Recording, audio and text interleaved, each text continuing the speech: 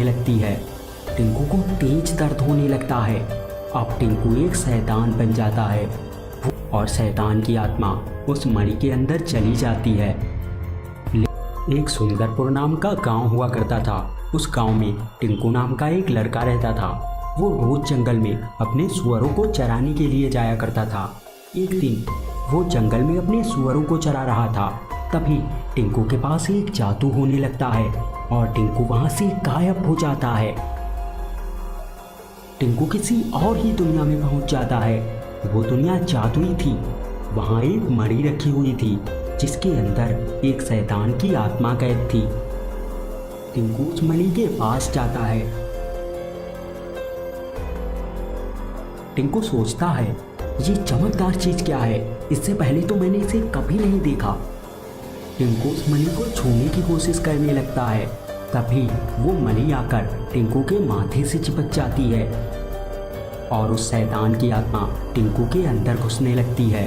टिंकू को तेज दर्द होने लगता है। अब टिंकू एक शैतान बन जाता है। वो अपने बारे में सब कुछ भूल जाता है। आज 2000 सालों के बाद मुझे शरीर मिला है। अब दुनिया में सिर्फ तबाही होगी, सिर्फ तबाही। मेरे प्यारे बंको, कहाँ हो तुम? आओ मेरे पास। उस शैतान के पंख निकल आते हैं। वो शैतान हवा में उड़ने लगता है और उड़ता हुआ वहां से चला जाता है। वो शैतान धरती पे पहुंच जाता है।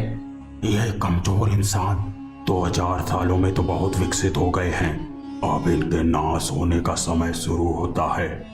वो शैतान अपने मुंह से आग उगलने लगता है और पूरे गांव में आग लगा देता है। वो गांव जलने लगता है। शैतान एक आदमी को उठाता है। आज के भोजन का इंतजाम हो गया है। अब मैं कल फिर से आऊंगा और तुम सबको खा जाऊंगा। शैतान उस आदमी को लेकर वहां से चला जाता है। शैतान के जाने के बाद गांव वाले इकट्ठा होते हैं। सब घुटने पे बैठ जाते हैं और कहते हैं, हे भगवान, हमें शैतान के कहर से बचाओ। तभी वहां पे 3 नागिन प्रकट होती हैं। फिर वो तीनों नागिन सुंदर सी लड़कियों में बदल जाती हैं। एक लड़की कहती है, हम तीनों इच्छाधारी नागिन हैं। हमारी रानी नागिन ने अपनी जादुई मणि में उस शैतान की आत्मा को कैद किया था और शैतान को कैद करने के बाद हमारी रानी की मृत्यु हो गई थी। लेकिन अब वो शैतान आज़ाद हो गया है, तो हम में से किसी एक को अपनी जान देके उस शैतान को वापस से कैद करना होगा।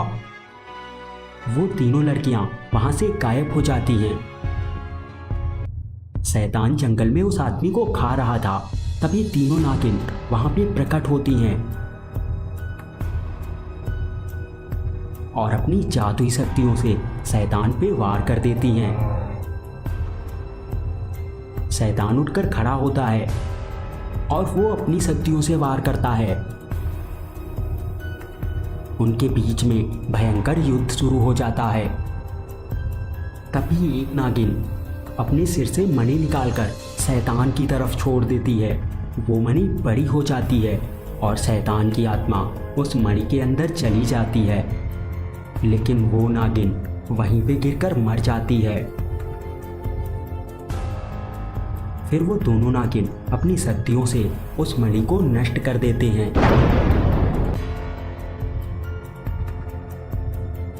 जादुई टाइगर सुअर।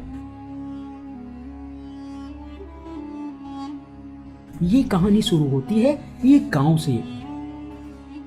उस गांव में टिंकू नाम का एक आदमी रहता था। उसी गांव के पास एक घना जंगल था। उस जंगल में एक शेर रहता था। एक दिन वो शेर जंगल में घूमने के लिए निकलता है। रास्ते में शेर को एक मणि पड़ी हुई दिखाई देती है। शेर मणि के पास जाता है और उसे खा जाता है। मणि को खाने के बाद शेर का आकार बड़ा होने लगता है।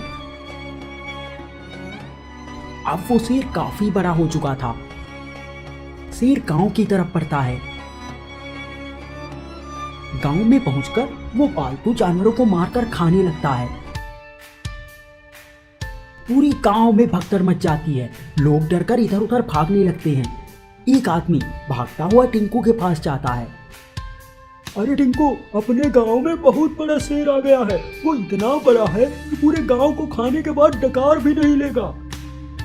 क्या रे बुड़बक, ऐसा भी नहीं होता है। भला इतना बड़ा शेर कहाँ से आ सकता है? नहीं रे टिंकुआ, मैं सच बोल रहा हूँ।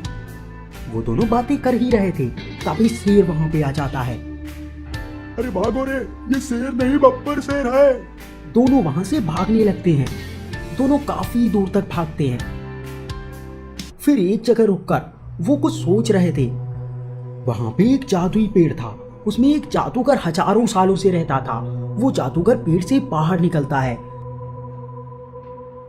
जादूगर को इस तरह निकलते हुए देखकर दोनों डर जाते हैं। जादूगर कहता है, तुम दोनों दुखी लग रहे हो, बताओ क्या बात है। अरे क्या बताएं दादा, पूरी हवा टाइट हो रखी है। गांव में 56 गज का शेर घुसा पड़ा है। वो धीरे धीरे सब गांव वालों को डकार जाएगा और हम कुछ भी नहीं कर पाएंगे। मैं समझ गया, उस शेर ने एक जादुई मणि को खा लिया है और उसी वजह से वो इतना बड़ा हो गया है। अब एक ही रास्ता है, तुम में से किसी एक को शैतान लोक जाना होगा और वहां से तुम्हें एक मणि लानी होगी। तुम उस मणि को शेर को खिलाओगे। तो बोलो, कौन जाएगा शैतान लोक? टिंकू अपने दोस्त की तरफ देखता है। नहीं, बिल्कुल नहीं, मैं नहीं जाऊंगा।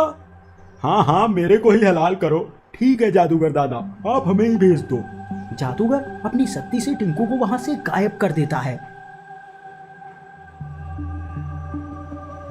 अब टिंकू शैतान लोक में पहुंच चुका था। वहां चारों तरफ बर्फ गिर रही थी। वो एक बर्फीली ठंडी जगह थी। वहां कई जादुई मणि पड़े हुए थे। टिंकू एक मणि को उठा लेता है। फिर टिंकू बोला, अरे जादूगर दादा, काम 35 हुई वो, अब हमें वापस बुला लो। उसके इतना कहते ही टिंकू वहां से गायब हो जाता है और वापस जादूगर के पास आ जाता है।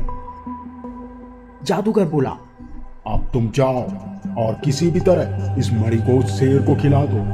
दोनों वहां से गांव की तरफ निकलते हैं। दोनों शेर के पास पहुंचते हैं। शेर दौड़ता है और टिंकू पे हमला करने वाला होता है। टिंकू तुरंत मणि को शेर की तरफ फेंकता है। मणि सीधे शेर के मुंह में चली जाती है। वहां पे जादू होने लगता है और वो शेर एक छोटा सा सुअर बन जाता है। टिंकू कहता है, ए सुअर के बच्चे, बहुत परेशान कर रखा था। हाँ, शायद तुझे पता नहीं है, हर सुअर का दिन आता है। आज तेरा भी आ गया। टिंकू उस सुअर को लेके अपने घर चला जाता है। तो आपको ये कहानी कैसी लगी हमें कमेंट करके बताइए। अगर आप ऐसी और कहानियां देखना चाहते हैं तो चैनल को सब्सक्राइब कीजिए। पास वाले बेल आइकन में ऑल सेलेक्ट कर दीजिए। Thank you.